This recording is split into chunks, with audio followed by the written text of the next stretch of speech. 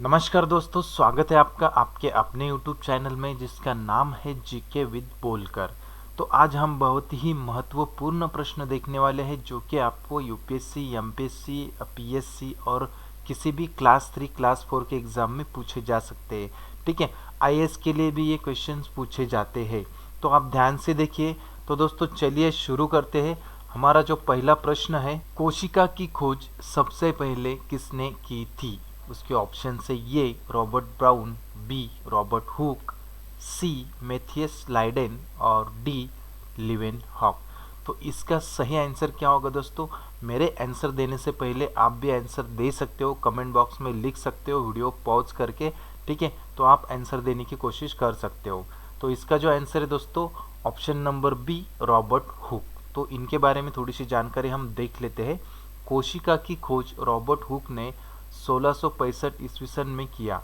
1839 में स्लाइडेन तथा स्वान ने कोशिका सिद्धांत प्रस्तुत किया, जिसके अनुसार सभी सजीवों का शरीर एक या एकाधिक कोशिकाओं से मिलकर बना होता है तथा सभी कोशिकाओं की उत्पत्ति पहले से उपस्थित किसी कोशिका से ही होती है। तो ये थी दोस्तों इनके बारे में जानकारी।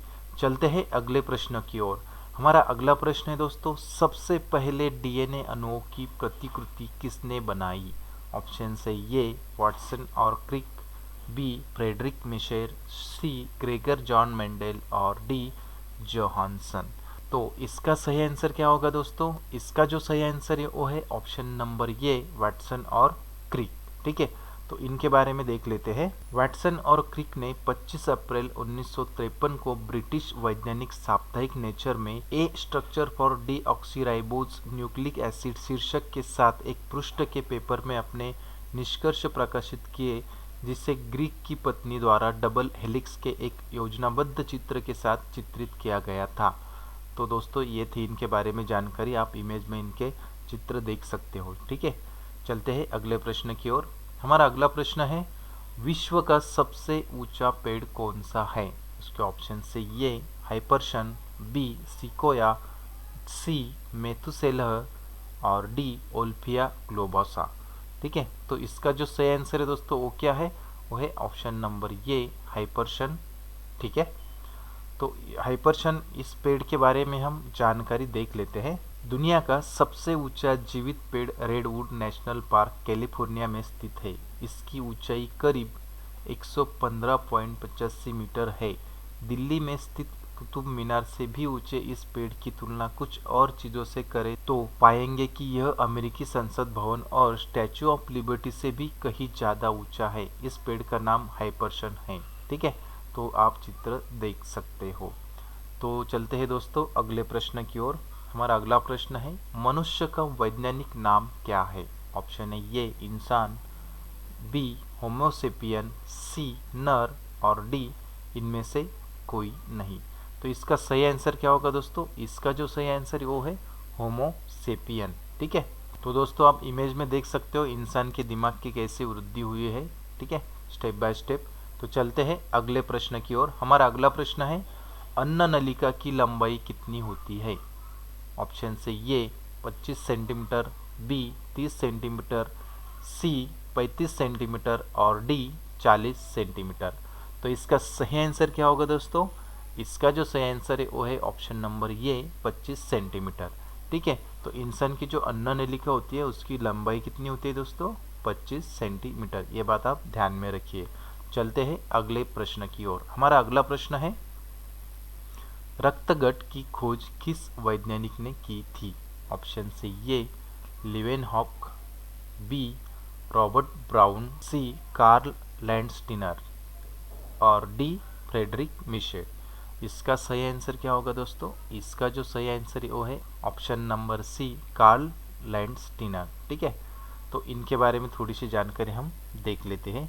एबीओ रक्त समूह प्रणाली का श्रेय व्यापक रूप से ऑस्ट्रिया के वैज्ञानिक कार्ल लैंडस्टीनर को दिया जाता है, जिन्होंने 1900 में ओ ए और बी रक्त प्रकार की पहचान की। ठीक है, तो ये थी दोस्तों इसके बारे में जानकारी। चलते हैं दोस्तों अगले प्रश्न की ओर। हमारा अगला प्रश्न है, पानी से होने वाले रोग कौन से हैं? ऑप्शन से ये दस्त, बी पीलिया, सी टाइफाइड और डी उपरोक्त सभी। तो इसका जो सही आंसर होगा दोस्तों वो है उपरोक्त सभी, ऑप्शन नंबर डी। ठीक है, तो आप इमेज में भी देख सकते हो बारिश में बहुत से रोग होते हैं जैसे कि dengue fever, cold, malaria, cholera, cough, hepatitis.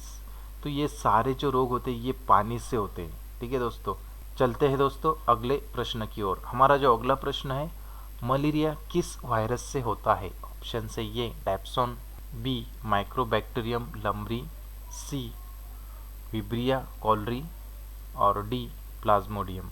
इसका सही आंसर क्या होगा दोस्तों? इसका जो सही आंसर है वो है ऑप्शन नंबर डी प्लाज्मोडियम। ठीक है, तो मलेरिया के बारे में थोड़ी सी जानकारी हम देख लेते हैं।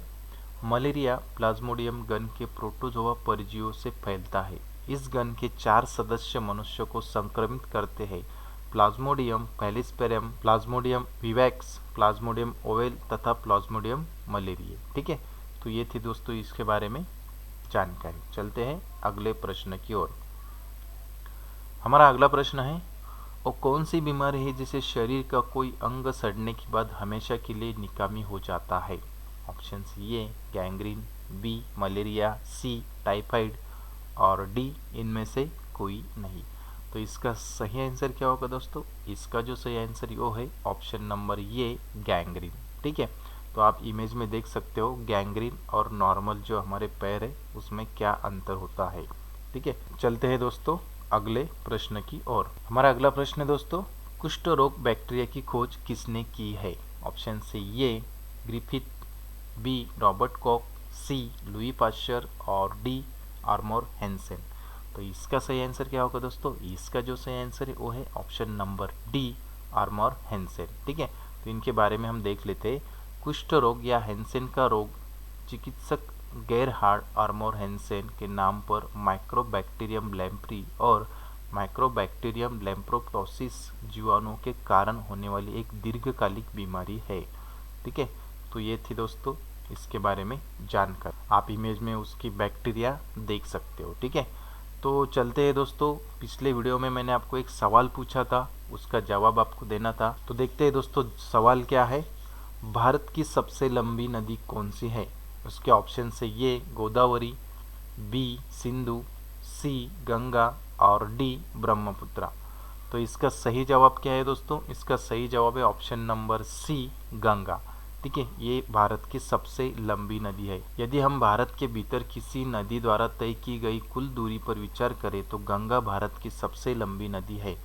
गंगा नदी की लंबाई लगभग 2510 किलोमीटर है। भारतीय उपमहाद्वीपीय की 2 प्रमुख नदियां ब्रह्मपुत्र और सिंधु कुल लंबाई में गंगा से लंबी है।